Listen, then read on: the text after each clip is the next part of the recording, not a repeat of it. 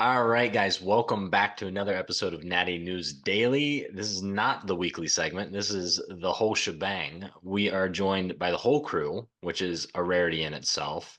And we are returning Ryan Sullivan back to the podcast to talk about a new business venture that we're interested in and one that we want to bring to you guys and hopefully bring to the world, right? So if you've been following the page for a little bit, you've seen us post about CCN, Cyber Clash of Naturals, and you'll know that, big disclaimer, we're part owners in it now because we were so enthusiastic about it when we had found out about it. So you guys have met Ryan before.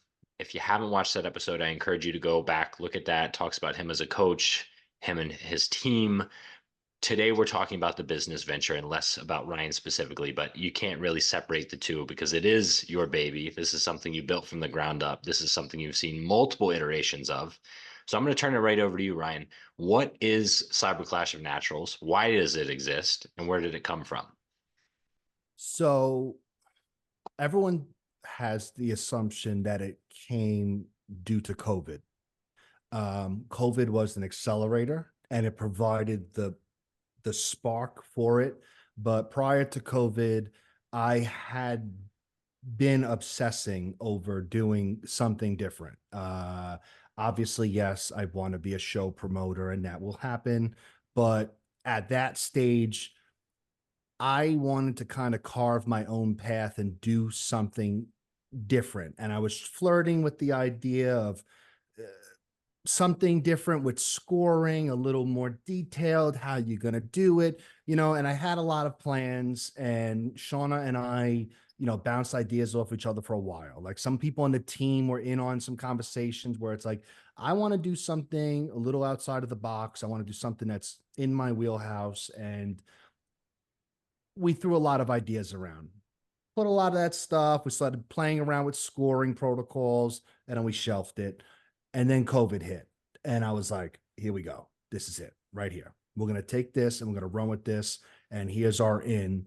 And once that happened, that's when I pulled out those files. And that's when I invested what I call obsessive capital. So obsessive capital, I'm an obsessive person. If something means a lot to me and I want to get it right, I am going to spend obsessive capital on it. Meaning I will probably go without sleep. I will miss meals, and I will focus on something until something is set. And it was the old office. There was crumbles of paper all over the floor. The dry erase board was filled with gibberish. My hair was all crazy, and it was like, I got it. I got it. And that's where CCN had started, where it was the idea of create something virtual. You could do your own scoring. And from there, it just was, how do you get this to work for the main audience? And I had seen at that time, people were doing, virtual things. Some of the promoters like, oh, send your pictures on this Facebook group and we'll judge. I didn't want to get into something like that. Pictures mean nothing to me because angles, this, that, this one's not in the pose. I wanted to do something different. I wanted it to be video based.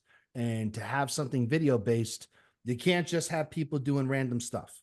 So it was like, hey, we're going to create an audio file. This audio file is going to be specific to each division.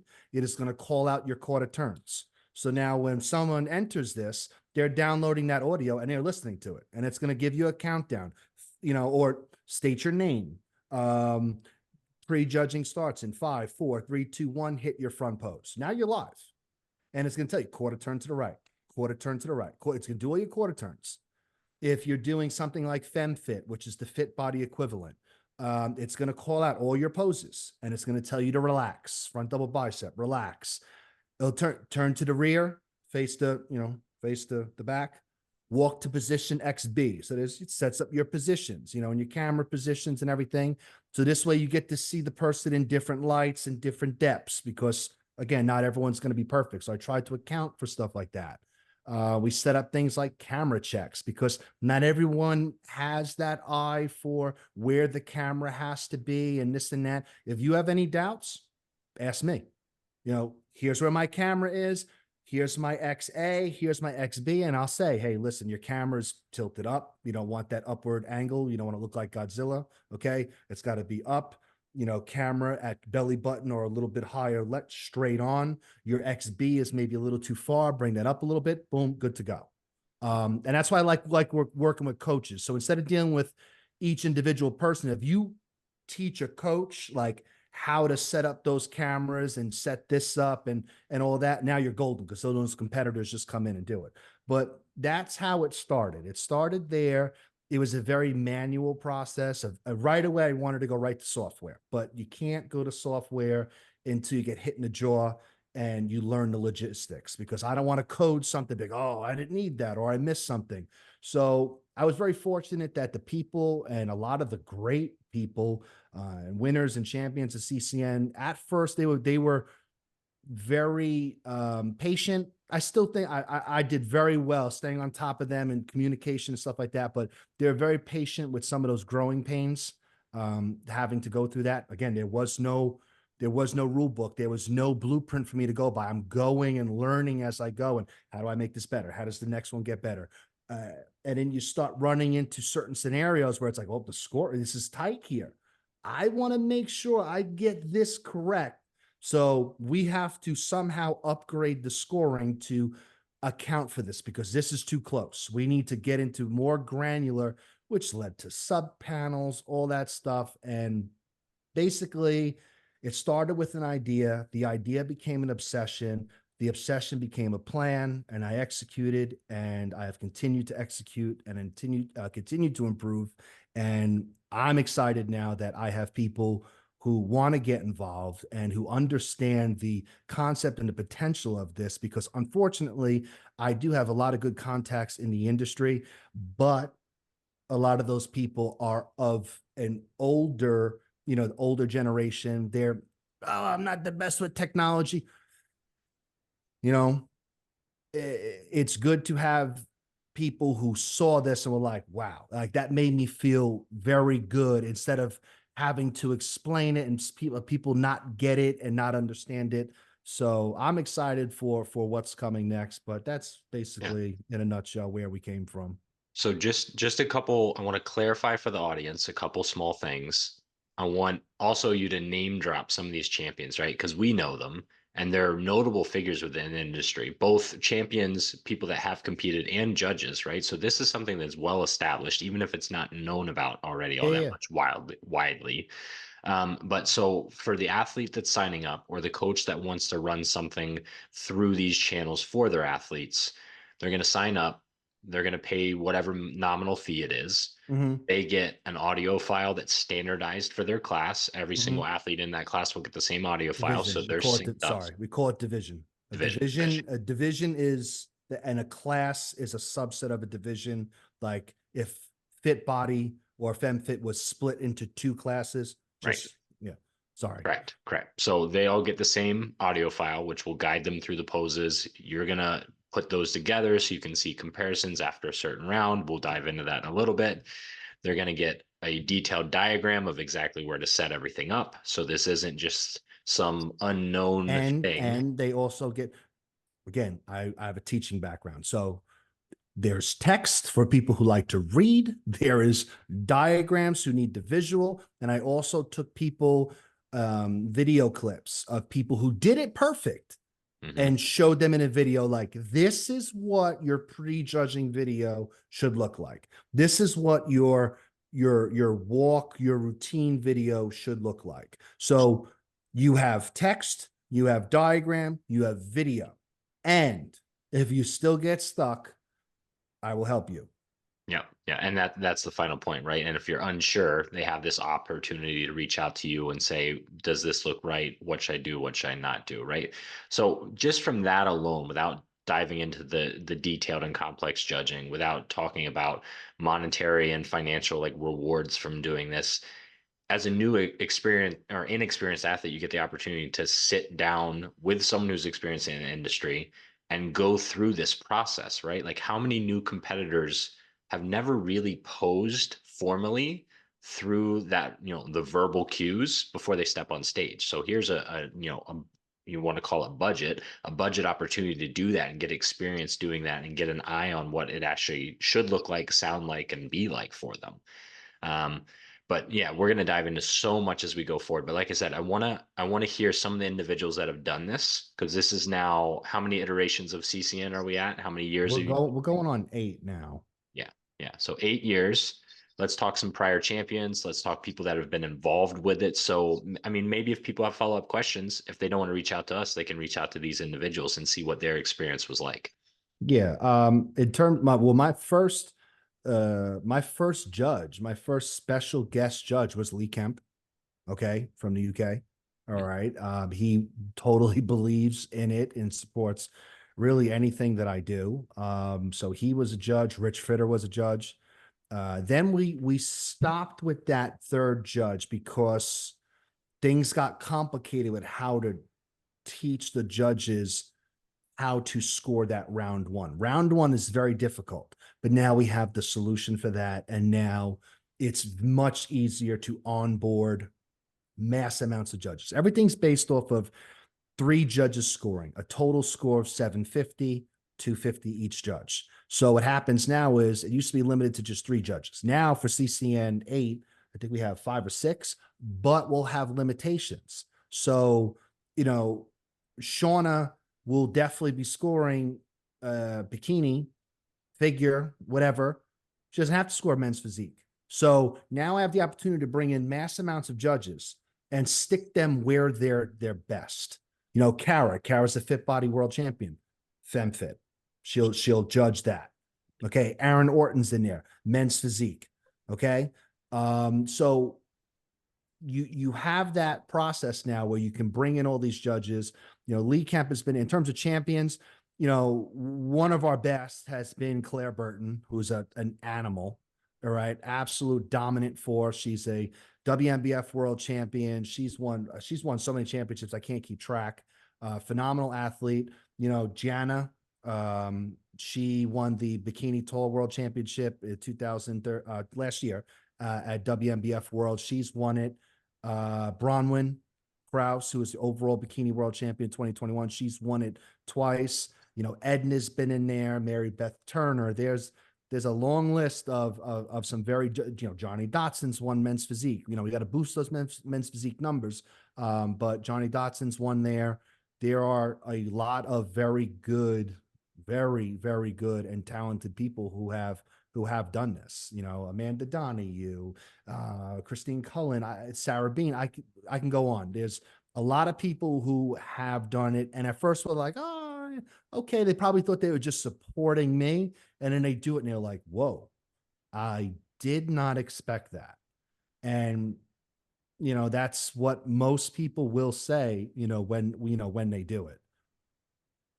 Yeah, and that's, if you didn't pick up on that, there's not every division included in this yet, just Yeah. because of a need and from the amount of programming that goes into this. But as it grows and as interest grows, Yeah. those divisions will be added. Yeah. And that's why, yeah, we spoke about how we felt with how bodybuilding should be scored and the importance of the categories. So that's okay. So in terms of semantics and definitions, divisions are like bikini, bodybuilding, figure. Classes are if the class is split into A, B. Categories are the things we judge on. So muscularity, conditioning, symmetry, X frame, stuff like that. And if you don't mind, since I were talking about that, I would Let's like do to it. talk about that scoring. Yeah, yeah, let's So dive right into it, because that's one of the big selling features, right? Like yes. the judging, the scoring, that's huge in this. So yeah, Yeah. dive into it. So this is not a knock against traditional shows. This is not meant to replace traditional shows. This is not meant to replace traditional shows. Never was. Okay. This is meant to be supplemental and good for experience, for the coach, for the athlete, for team building, just to do something different. Okay. Um, Not meant to replace any of that stuff. But at a live show, there's time constraints, there's a lot going on. And anyone who has been a judge or as a promoter or is involved in federation, we all know that those score sheets are not very detailed. You're having to, on the on the fly with a lot of noise and bright lights in your face and multiple subjects moving at the same time, make these decisions and put them in these two or three tops boxes. All right. Muscularity and conditioning is kind of the same thing. If symmetry, what is symmetry? That's where I really honed in on things. And that's where we did the categories, and the categories became muscularity. All right. So we're judging muscularity. Conditioning is its own thing. We're judging conditioning. We're doing symmetry, but now I break up the definition of symmetry. Some people think symmetry means this. Okay. And some people like me, when I think of symmetry, I think top matches bottom, bottom matches top, front matches back, stuff like that, left to right. Left and right. Two different things. But if you ask any judge, do you ask 10 judges, you're going to get 50-50 what they say. I broke it down to clearly define X frame. So that's what you're looking for, X frame or V taper. Symmetry is defined as, does the front match the back? Does the top match the bottom? And when we start to get to round two in the comparisons, it gets even more detailed. Not even just, are you symmetrical top to bottom muscularity? Are you symmetrical top to bottom in muscularity? Next line, are you symmetrical from top to bottom in conditioning? Okay, because you can have some as hard as nails at the top, smooth legs. So that's where that detail came in. And you cannot physically do this at a traditional show. With this and the video and the pausing and the rewind and having the video set up, you can do this. You can go into such detail. And now that's where I want to discuss round one versus round two. Mm-hmm. So at a regular show, what happens most of the time? A head judge is going to take the cream of the crop and put it in the middle, right? We want the people in the middle so we can kind of compare 1, 2, 3, 4, 5, right? That's what round one is. So round one is a scoring system. You know, you have all those categories: muscularity, conditioning, X-frame, blah, blah, blah, all the way down. Presentation, walk routine, everything's on there, okay? 1 through 10. But side note, it's not just 1 through 10, because I don't want a 10 in presentation to outweigh a 10 in muscularity. Therefore, everything's 1 through 10, but there are weighted factors behind them. So, and those weighted factors are also dependent on the division. So something like FemFit, which is the fit body equivalent, is a max conditioning class. You cannot be over conditioned. So therefore, conditioning gets, it's still 1 through 10, but the force multiplier is much more, because conditioning is what we're looking for. So it's balanced that way. It's a very complicated judging system, but it yields the best results. So back to my point, round one, the head judge is the one who's scoring round one. And I, right now, am the head judge. Why? Because round one is very difficult. It's very difficult to look at 80 videos and to score them correctly, 1 through 10, 1 through 10, with all these judges who have no training in 1 through 10 scoring. Plus, I have the equivalent to 8 monitors here. So what happens is I score and score and score and score. Now I pull up all these scorecards. I could see them and be like, wait, let me check my work here. If I had this woman at a muscularity of 8, having her at a muscularity of 8.5 makes no sense. Let me fix this. You can always check your work. Round one, head judge is a science. It's an art. And it's too complicated to train people just to come in for one-offs. So I act as the head judge and I make sure I get everything right. If something's close, real close, I mark it as a runoff. And when you mark something as a runoff, all the judges are scoring that to make sure, again, you get it right. There's so many protocols and fail safes to make sure everything is done right. When you're scoring, it's like, because you got to figure for round two, it's call outs. So 1, 2, 3 go into call out 1, 4, 5, 6 go into call out 2. But what happens in round one if third place and fourth place are very tight. I don't want to be the only person with control or power over saying who's in call out 1 and who's in call out 2. If it's that close, okay, if we have James and Leroy and they're close, it's like, oh, I don't know who's going around. You mark it as a runoff. Now all the We judges know who come would in. win that one in real life. I'm just whatever. You mark it as a Face the back, boys. we mark it as a runoff. And now when all the specialty judges come on, they see a one-on-one matchup between those two. This is extra work. This is a lot of extra work on my behalf because I have to create that video. One-on-one matchup, James versus Leroy, everyone's scoring with the detailed scorecard, the round 2 scorecard. Every single thing is taken into consideration.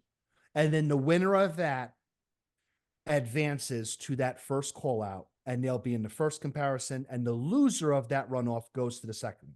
So that is that process. There's protocols, there's guidelines, we don't make rules up as we go. I have a very detailed protocol sheet, and let's say it was all 3 of you guys, and it's a 3-way. Oh, wow, this is too close. There are protocols for that. And then once the call outs are set, first call out, okay, these are the top 3 points from round 1. That doesn't necessarily mean if you're top in points that you are the winner. It just means we're getting you in the right spot to be compared. Now for round 2, I take your personal video that you sent in. I edit it in with the other 2 people you're being compared to. I size it properly. I sync up everyone. You're all quarter turning at the same time. Now, when those round 2 specialty judges come in, they log into their portal. They see the work that they have to do. They click the video, they watch, and they do their scoring. And you've seen the panel. It's if you scroll, you're going through 3 or 4 full scrolls. And those judges then, they're used to that scoring because that's not a 1 through 10 scale. That's, well, muscularity, arms, first place, second place, third place. Muscularity, shoulders, first place, second place, third place. Muscularity, back, first place. It's just a ranking system. So the head judge handles that very complex bulk of video. If there's anything close, they're set for a runoff. If there's super close, there's tiebreaker runoff, whatever. And I don't want to overlook one of the things that you just kind of hinted at. It's not just muscularity in round 2. It's muscularity by body part. It's symmetry by body part. Not it's even just by body part. part. It's by, hey, shoulders viewed from the front, shoulders viewed from the side. When we go to posing, it's your front relaxed, your side relaxed. Well, side relax 1, because we all know that someone's got a strong side and a shit side. So front relax, side relax 1, rear relax, side relax 2. You start to get into the fit body, fem fit, front double bicep is being scored. That pose is being scored. Who's 1, 2, 3? Who hit the best front double bicep? Who hit the best side chest? Who hit the best rear double bicep? The level of detail and obsessiveness into getting it right is unparalleled with CCN. Oh, and again, coming back to like, you can, right? Because you can pause the video, you can take the time to do all these things. And that's great on the scoring side of things, but it's also great for the athlete because everyone likes to compare, like, all right, who's got the better quads? Who's got the better arms, right? Like there might be things that you win against an athlete that beats you, and that might help your training, that might help your, things going forward. It's not just, I mean, again, we come back to, not to diss traditional events because that's what we love doing them. But your feedback is maybe be a little tighter, right? Like, well, what am I going to do with that? Where with this, like I can say, like, I need to bring up, this specific muscle because it was the worst scoring that I have on this 5-page sheet that I have, right? Like you can break things down and really game plan what you need to do because you have such a level of detail with these. And the whole concept is it's built for coaches and for athletes because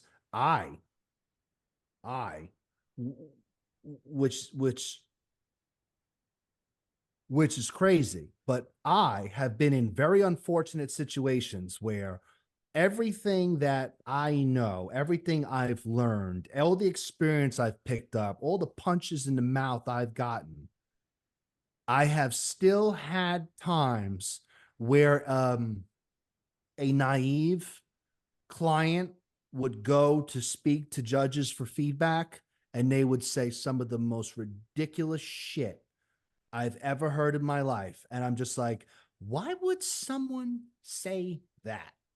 Like, I'm very respectable in terms of the feedback. Trust me, there are some times where I can really tear into some people, but I would not do that because I, as a coach, wouldn't want that done to me. I'm never going to take someone and throw their coach under the bus and make them feel a certain way. They're going to get their feedback. I'm very, very respectable with any of the written feedback I give because I know that these people have a coach, and hopefully that coach is trying their best, and that coach is relying on this for income. I'm not trying to hurt anyone with this, and I'm very respectable, and I make sure my judges, my wife, when she very respectable in terms of how you make certain criticisms. Because I never liked being put in that situation. I never liked being put in that situation. Some idiot says some idiot stuff, and now I got to deal with idiot behavior for a period of time, and it doesn't make any sense. I don't deal with the poaching shit. I don't need people's clients. It's not a poaching thing because I've had that done to me too. Okay, I've had that done to me too, where I get feedback forwarded from a competitor. It was a big show last year. I'm not going to say it because I have a lot of good things to say about that show. But the one negative about that show was I got feedback forwarded to me from one of my athletes, and it was very poachy, very, very poachy. I'd never do something like that because I would never want it done to me. Never. So your feedback is very detailed. There's data behind it. We're checking errors. It's like math in fucking high school. Oh, sorry. It's like math in high school. You have to show your work. That's how I approach round one. That's how I approach round one. I'm looking at this whole thing, big exploded view, and saying, well, that doesn't make sense. If I gave her a 7, that one's got to be a 7.5 because I want my math to equal out. I want to make sure we're getting it right. I could have went through a very simple system. I could have taken round one, duplicated it, had it the 250, and that's how it used to be until matchups started getting too tight. And I said, Shauna, we have to scrap all of this. And, with her, it's like at any moment, it's like she sits there like, oh God, what are you thinking now? I'm like, listen, this is too close. This is too close. We can't score this 1 through 10 this way. I'm like, we need some sort of sub panel. And that's what birthed that new round 2, where it's like, she's like, well, what do you mean? I'm like, well, I want to score muscularity, arms viewed from the front. And she's like, what? I'm like, and the side and the back. And she's like, we're redoing everything. I'm like, then that's what it takes. And that's the version that we're at now because I'm obsessed with getting all of that stuff. Like, I want it right. Yeah, yeah, absolutely. And it shows. It shows in the feedback. And if individuals are interested in what that feedback actually looks like, you have like video files of that you've posted on the Instagram that you have that you can send to people. So like that's something you can see it for yourself, and it Yeah. is And the relatively great thing with you guys was when we first started talking, I kind of knew it. I knew it. I kind of needed someone to push me. Was the idea. Here's the thing. Another thing that people should know about CCN. So there's a window where you have to submit your video. Okay. So for CCN 8, it starts at 420. Starting on 420, you can submit a video, but you can go till 6:30. Because I'm not going to make everyone shoot their video on the same day. That's like tyrannical. You have this amount of time to get your video in. And if you improve, you can submit a second video. Okay. And your higher scoring video lives on. But anyway, the submission window is very wide. So that means we can't start the round 2 scoring until the deadline, which would be 6:30. So we can't start comparisons until 6:30, which means we have to set up those videos, so this is something, and it's always been that way. This is something where you'll get your feedback from the event after your season's over because we have to wait for all those videos to come in. So it is very detailed. You have all those benefits, but it's going to help you for your next season. Until you guys talked about the idea of express feedback. And that's when I pulled out the obsession capital again and obsessed on that. And that's what we're adding now. The idea of having express feedback. If you're doing a show, if you submit your video on 5/1 and you have a show on 5/18, you getting feedback in July does nothing for you. But by adding the express feedback and having that option for the competitors, we're going to create a menu of experts, in each division, and you get to pick and choose who you would like. And I feel like the rates are fair and you'll get very detailed stuff, and we're not going to pick bums. Right now it's like we're looking at, for figure, obviously Edna's going to be in there. Heather Drake, a 3-time world champion, 2-time overall. Shauna for bikini.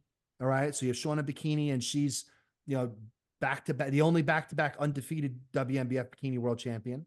I'd like to bring in Kara for fit body, femme fit, whatever. So Siobhan Cunningham has said he would do bodybuilding. So now you have these people who have these titles, and you're able to include them into something. You're able to include them into something new and special. They get paid fairly because they're putting in a lot. This is not like, oh, I saw your video and yeah, okay, you need to be more conditioned. No, they're going to score something very detailed for you. You're paying for that expert, and that will be express. We will try to get that back to you within a week, and you can use that information to help you with your show in season. And then on top of that, for signing up, you would always still get your very detailed feedback from the 3 judges from your CCN event. So express feedback is a thing. We are recruiting experts. Okay. Like I said, people like Siobhan Cunningham said he's in, Edna's in, Shauna's in. I've talked to Drake. She's in. Those are the only people I really talked to. I'm sure there's plenty of other people we can talk to that can get them in there. But now, as a competitor, you can shop around and see a menu of experts and make your decisions. Yeah, and I mean, and you get to choose feedback from someone who might be someone you've looked up to in the industry for your entire competitive career, right? I think that Yes. in itself is pretty unique. And I just love the idea of it, right? Like, I know we all have our own different idols. And if you could not only just like shoot them a DM like we all do and be like, hey, how am I looking? And like you said, it's not just like, oh, look good. Like, I'll see, we'll see what happens on stage. It's They're going to score your they're the video, one man. going through Yeah. this whole thing, breaking down every single thing. And like you said, this isn't a volunteer thing. They're incentivized, right? They get a cut of everything that comes in. And that's even a topic we could even break into if you wanted to. I mean, this is a legitimate show. Pros get paid, amateurs get paid. This is our way, because always the criticism of natural bodybuilding, there's no money in it, right? There's no Everybody sponsors, eats. there's no natural bodybuilding money, blah blah blah. This is a way to do that. So why don't we do that? Why don't we talk about how that happens, what that looks like for the athletes? And then I also want to talk, because we've talked a lot about how this is good for the athletes themselves. We mentioned that this is good for the coaches and the team building and the camaraderie within like these team events. So it's kind of a twofold question there. But let's talk. I'm just going to open it up to you. I know you know it better than anyone else. So let's go with it. This, for a coach, I think this is a no brainer.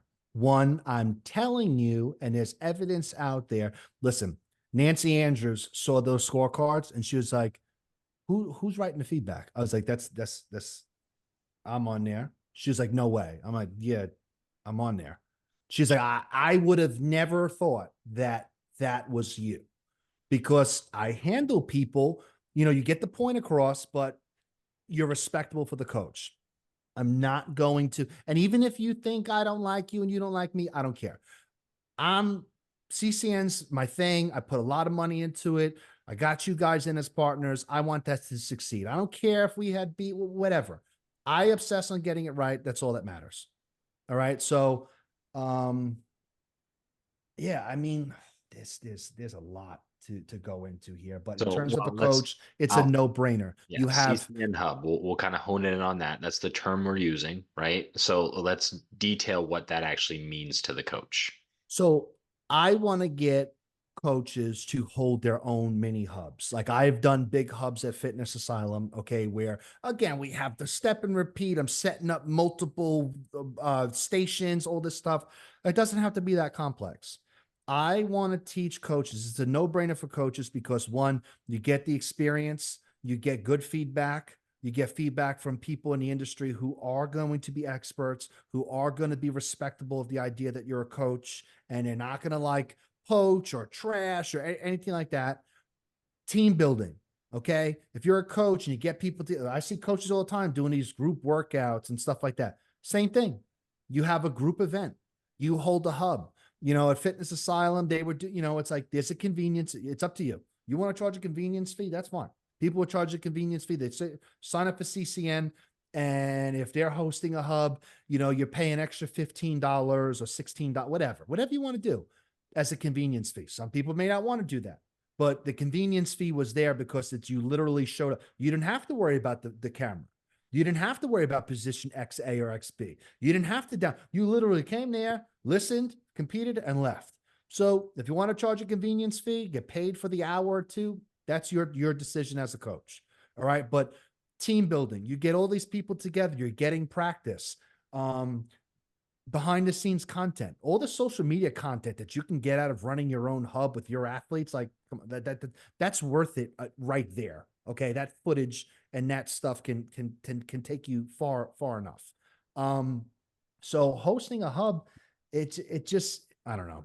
It seems like really a no-brainer. You get that feedback, you get everyone together, you're doing something together. And also too, remember, the audio and video that you send me, that doesn't make it to the comparisons. So when we were doing the hubs at Fitness Asylum, I would set up, I'd have set up the camera and I would run the audio and hit record, but I'd have a blue box on the floor next to me. And that blue box I called the coach's box.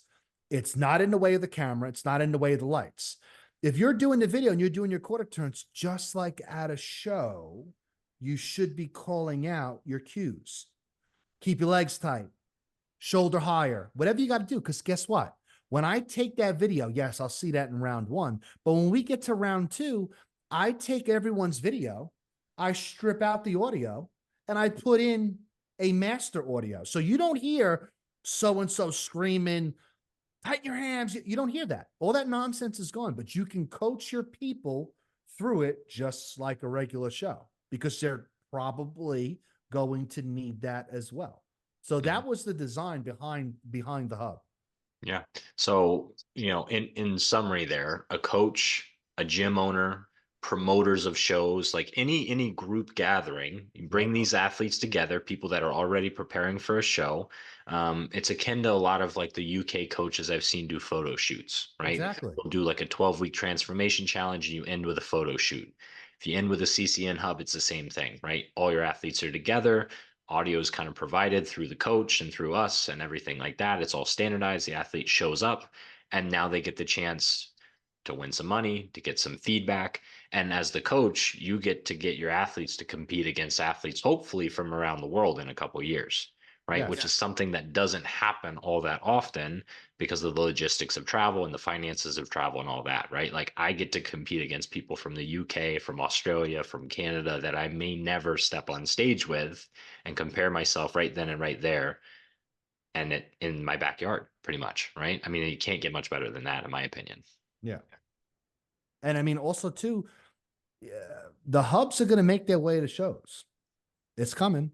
Mm-hmm. Here's the big announcement. I was told I was allowed to say this. There will be a hub at Nancy Andrews Northeast Classic in June. That's where the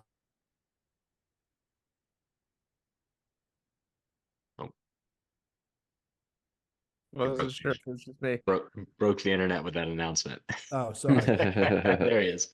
All right. So I don't know where it left off, but yeah. So the We big just announcement dropped off the big announcement. Yeah. Yep. So big announcement. I'm allowed to say now. I got the okay today. We will be having the hub in the spring at the Northeast Classic. So if you're signing up for the Northeast Classic and you're there, we will be there. We will be recording, and we'll have the hub set up. So that also is an end game. You want to have the pockets of coaches, but you want to get in with certain understanding promoters and understanding owners who don't look at CCN as a threat, who see it as just something different, something useful, and respect the feedback mechanism. And that's the goal there too. Have it with the coaches, and this way they have that team building experience. But the key is also to getting it, and it's always has been. My target was always Nancy, was to get it at some of those shows. You're already there, you're already ready. Boom, go here. Go to this room. Yep. Will that be before they step on stage, or what will people expect? Listen, that's on you, man. All I'm saying is do not be coming to do a video if you're stressed for time, and you know what I'm saying? Like, don't get caught and miss your stage time and miss any meal cues because you're recording CCN. Like, balance your time well. You could do it right after. You could do it a class or two after, or very early on. I tell people, just as I told people at Fitness Asylum, because when we did Fitness Asylum, the hub was there. They had their own closed circuit event running as well. And I'm like, listen, I'm not responsible, and I do not want you missing your stage time. So are you going up soon? Yeah, probably at 1 or 2. I'm like, no. Do what you're supposed to do. Don't get sidetracked. I'll be here. Do what you have to do. Be responsible. Get that stuff taken care of, and then we'll get your video. Yeah. Yeah, no, I mean, it seems simple, right? Like when we ran, we meaning mainly Leroy and Carrie, while Dan and I had fun backstage. When Leroy and Carrie ran WMBF Ontario, I mean, it was you come off stage, the photographers are right there in a separate room. You go do your, photographs because they wanted them of everyone in case, in case you win or in case you wanted to buy them after the fact. Like it was just kind of a standard thing. And that can be certainly something that's built into some of these shows from promoters that are interested, right? Like as you come off after your overall or whatever, file right on over, right into CCN, do your video right then and there, and then you're entered into a chance, like I said, to compete across the entire globe, but regardless of what your competition, season looks like from there on out. And also a message to the coaches. A thing that comes up a lot is, oh, what about a tan? I don't feel like paying. They got pay. Listen, you don't need a tan. The part of the way I built out the presentation, you could literally have 0 tan and still win in presentation. You could be dead last in tan and still win presentation for a woman, if your suit fits right and is cut right and colors there, and jewelry is detailed and on point, hair is taken care of, you can still score last in tan and still win presentation. This is not, oh, I don't have a tan, I can't do it. You just need to be able to see muscularity and muscular definition. There are going to be times where maybe a show tan and then you go off on your own and don't do a hub. Maybe the lights are not strong enough to be able to deal with your show tan. Now you don't see shit. So now you have a tan, but you don't have the lights to feed that tan. And now it doesn't matter. So I just want people to know that is something that spooks people. They think it's an added cost. No. You want to put a little base coat on, do you think? Hey, take it to the moon. But you can still technically place last in that little tan subcategory and still win presentation if all else is accounted for. Yeah, that's important, because I think a lot of people will get run off to the tanning salon because they feel like they have to do this and get that glow on for the show, right? No, it's like some people have done some of their home bronzers that they typically use anyway. That's fine. But as long as you see muscularity and the definition, tan is in there. Tan has to be in there, because if someone does do a tan and it's horrible, you have to be able to score them down. But you can technically still place last place in that subcategory of tan and still win in presentation. And it's happened multiple times before, because there's other things that go into that presentation thing. And I want to say this before I forget, because I'm knocking everything off my list here. The drug tests. Mhm. We've heard stuff about the drug tests. We obviously are not going into drug tests, showing up at these people's houses and drug testing them. But part of the stipulations with CCN is you have to have an active, valid membership to a natural bodybuilding organization. All right. And in the waivers that you sign, it states that if you fail a polygraph and are not able to compete at a sanctioned show, or fail your analysis and you have your results moved, if you place in the money for CCN, you owe that money back. All right. So if someone is going to, here's my thought process. If someone is making the investment to buy a membership to an accredited federation, that's money spent. Then they're paying for if they've already made that investment, that's what I'm going on. And word travels when people fail. And I always get word of the failures. Okay. As we grow, there will be other things that we can possibly do. But for now, it's really based on if you're spending and your active membership, and we see you're competing at these tested shows, because we're following you on social media, and you're winning and there's no problems about you, and you have this active membership, then we're going to go based on that. That's the best way. That's currently the most practical way to do something like that. Mhm. It requires a little bit of collaboration between federations and promoters and coaches and everything like that. But I think People that's love something to that talk to me. I was going to say, we're trying to do that anyway, right? So, yeah, I don't think that'll be an issue. I hope most people don't get stuck on that, right? Because, like you said, if they're competing, they're getting tested in some Yeah. capacity anyway, And right? that's the thing too. It's like you can get to a point where, again, we're still in our infancy, but you get to a point where money's coming in and things are good and we're getting better. We're getting some momentum. Now it's like you can hold Mhm. random drug tests at a hub. You know what I'm saying? Like Mhm. the sky's the limit here. And I don't want people to get caught up on these little things. We are looking at the memberships. We are looking at people on social media, and people do talk, promoters talk, and that's our missile defense right now. That's how we're trying to shoot them out of the sky right now. Layered defense. We're looking at that type of stuff. Is it perfect? No, it will get better. And that's really where we're at right now. Yeah, yeah. So we're right at our hour mark, which is around where we like to be. Are there any points? No, I got them all here. We did it. We crushed it. A lot of content, right? So this is one you're going to probably want to replay, listen to again.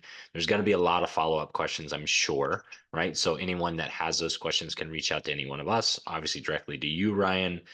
So why don't we drop the socials, drop the contact information. I want to make sure people, that have questions, that want to sign up, that want to know more, have the ability to do so. You always put me on the spot, and sometimes I forget my socials. Yeah, too many of them, I guess. Yeah, especially with the turf one now. Yeah, so CCN is CCN_virtual_ contest. All right, so that's that there. What's the website? All right, so that's a little bit of a thing. So there's an informational purpose only website, which is CCNVC, virtual contest, VC.com. Okay, and that's going to give a lot of like the stuff about the scoring, FAQ, all that stuff, some of the older results that will always forward to CCNVC.events. That is actually a web-based software website. That's the thing that has the back end. That's what the athletes log into. That's what the admin logs into, judges. That is actually a totally different animal. They work together. They link to each other. One is a lot of information and history about CCN, and one is you see the event. You see an archive of previous events and stuff like that.